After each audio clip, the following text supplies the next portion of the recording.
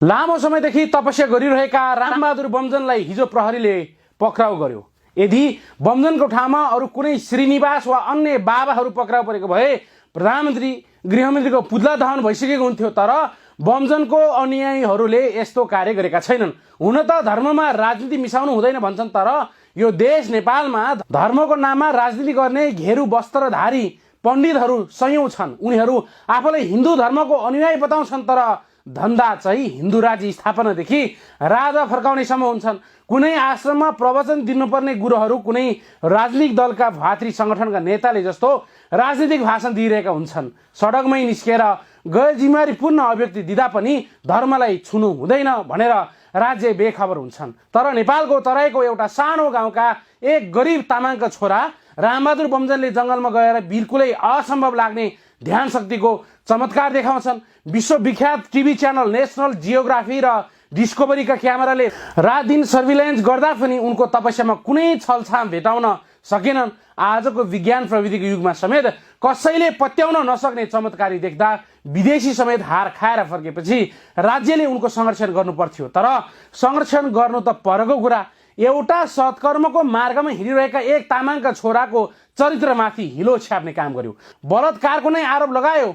आरोप पनि ठ्याक्कै पुष्टि गर्न नसकेपछि एउटा डिजाइनबाट परिचालन गरेको भन्ने तथ्य बाहिर आयो। अनि चरित्रमाथि मात्रै होइन, व्यक्ति बेपत्ता पारेको आरोपमा उनलाई गिरफ्तार गरेका छन्। यसले के कुरा पुष्टि हुन्छ भने तामाङसँग जतिसुकै ज्ञान बाँड्ने भण्डार होस्, जस्तोसुकै अलौकिक शक्ति होस्, राज्यको नजरमा ऊ बलात्कारी हो, अपहरणकारी हो। यो ब्राह्मणलाई आफ्नो बाटोमा दौडाउँछु भनेर पानी समेत नखाई घना जंगलमा तपस्या गरेका बमजनले कसैलाई बलात्कार गर्यो भन्दा कसरी पत्याउने? आफ्नो आश्रममा ज्ञान लिन आएका चेलाहरूलाई बेपत्ता बनायो भन्दा कसरी पत्याउने? उनीहरूलाई बेपत्ता बनाउनु पर्ने के कारण हुन्छ? के कसैको आरोपको भरमा बिना प्रमाण यसरी एकजना धर्मगुरुमाथि राज्यले दमन गर्न मिल्छ?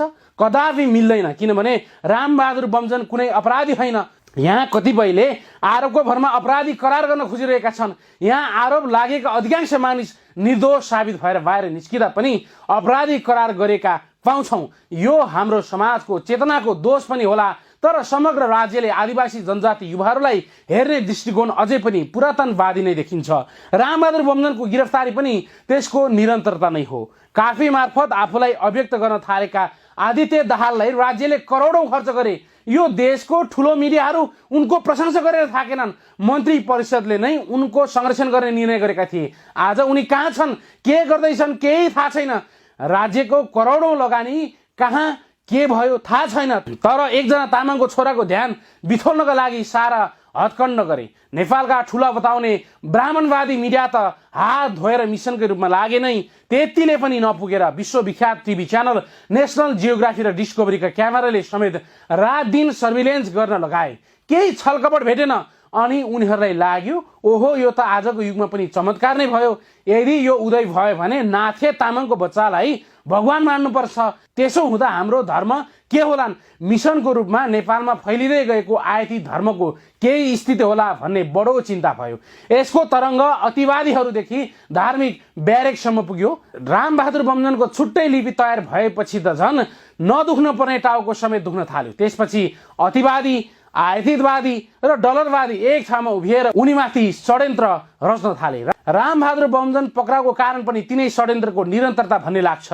रामबहादुर बमजन जस्ता व्यक्ति नेपालमा जन्मनु हाम्रो लागि गर्वको विषय हो। तर राज्यले हिरा र किरा पहिचान गर्न नसक्दा भने घाटा राज्यलाई नै भएको छ। यदि बमजन भारत वा अरू कुनै देशमा जन्मेको भए यसलाई सम्पत्तिको रूपमा देखाएर देशले धेरै फाइदा लिन सक्थ्यो। तर व्यवस्था परिवर्तन भए पनि सोच एक जातीय र एक धर्मभन्दा माथि उठ्न नसकेको कारण राज्यले यस्तो कुरामा ध्यान दिन सकेनन्। भारतीय साधु शिरडीका साईबाबाले केही असम्भव जस्ता लाग्ने सानातिना चमत्कार गरे। आफ्नो करोडौं भक्तहरूका हृदयमा आफूलाई भगवानको रूपमा स्थापित गराए। उनले हिन्दू मुस्लिम सम्प्रदाय एकतामा मद्दत पनि पुर्याए। त्यति मात्रै होइन, शिरडी एक धामको रूपमा प्रख्यात भयो। अहिले वार्षिक करोडौं मानिस शिरडी जान्छन्। धार्मिक पर्यटनले शिरडीलाई समृद्ध बनाउन मद्दत गर्यो। त्यस्तै उनकै भक्त दक्षिण भारतको पुट्टपर्तीका साईबाबाले पनि जादु जस्ता लाग्ने केही ससाना चमत्कार गरे। बाबाको परिभाषा नै फेरियो। उनको चमत्कार र शक्तिले यति बढाइ चढाइ गरियो कि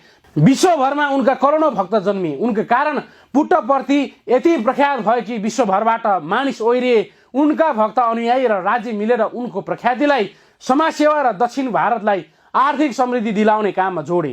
आचार्य रजनीशले आफ्नो तार्किक र घोदिन बाध्य पार्ने दार्शनिक प्रवचनद्वारा मानिसलाई प्रभावित बनाए, एक बेग्लै विचारले सुसूचित बनाए, शान्तिसँग जिउन सिकाए, उनलाई पनि भगवान बनायो। आज विश्वका अर्बौं मानिस जेसिसलाई मान्छन्। जेसिस पनि एउटा मान्छे नै थिए। उनले पनि साधारण मानिसले भन्दा केही चमत्कारी देखाएको कारण उनलाई प्रभु भनेर पुज्छन्। गौतम बुद्ध पनि मान्छे नै थिए। उनले पनि सत्यको बाटो रोज्दा दरबारदेखि परिवारसम्म त्याग गरेर तपस्या गरे। आज गौतम बुद्धलाई संसारभर अरबौं मानिसले पुज्छन्, मान्छन्, भगवान भनेर डोक्छन्। उनकै नाम लिएर नेपालमै वर्षमा लाखौं पर्यटक भित्रिन्छन्। त्यसको लाभ राज्यले लिइरहेको छ। रामबहादुर बमजनको सवालमा भने राज्य र जनताले उनको चमत्कारलाई प्रशंसा र प्रचार गर्नै सकेनन्। उनको प्रख्यातिलाई नेपाली समाजको हित र नेपालको पर्यटन प्रवर्धनमा टेवा पुग्ने गरी उपयोग गर्ने बारे निजी वा सरकारी कुनै पनि पक्षले सटिक रणनीति नै बनाउन सकेन। उनको उल्लेखनीय शक्तिलाई प्रचार प्रसार र सदुपयोग गरिएको भए नेपाल चमत्कारी र सिद्ध पुरुषहरूको देश भनेर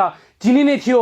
उनलाई प्रयोग गरेर नेपालले धेरै प्रतिष्ठा र आर्थिक समुन्नति आर्जन गर्न सकिने थियो। तर विडम्बना केही अदृश्य दृश्य शक्तिको पछि लागेर अपराधी करार गर्न लाग्यो। यो दुःखद छ। तथ्याङ्कले पनि के देखाएको छ भने आदिवासीहरूले धर्म परिवर्तन नै गरे पनि आयातित धर्म रोज्नु भन्दा मैत्री धर्म रोजेको पाएपछि यसले पश्चिमाहरूको बेसरी टाउको दुखाएका थिए नै। साथसाथै बमजनको छुट्टै लिपि र छुट्टै धर्म भनेर आएपछि धार्मिक ब्यारेकहरूमा समेत भूकम्प गएका थिए। त्यसको फलस्वरूप उनीहरूले परिचालित पात्रहरू प्रयोग गरेर घरि बलात्कारको फन्डा त घरि बेपत्ताको नाटक मञ्चन गरेर बमजनलाई बदनाम गर्ने कोसिस गरिरहेका छन्। खैर जे जस्तो भए पनि आरोप नै लागिसकेपछि सत्य तथ्य बाहिर आउलान्। हाम्रो आशय यति हो, यदि संसारमा जेसी सत्य हो भने बमजन पनि सत्य हो, गौतम बुद्ध सत्य हो भने बमजन पनि सत्य हो, अल्लाह सत्य हो भने बमजन पनि सत्य हो।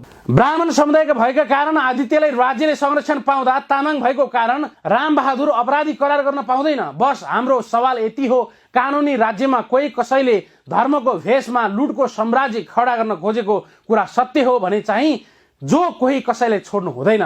मात्रै सुनियोजित ढङ्गले पश्चिमाहरूको योजनामा नेपालको एक प्रतिभामाथि प्रहार नहोस्।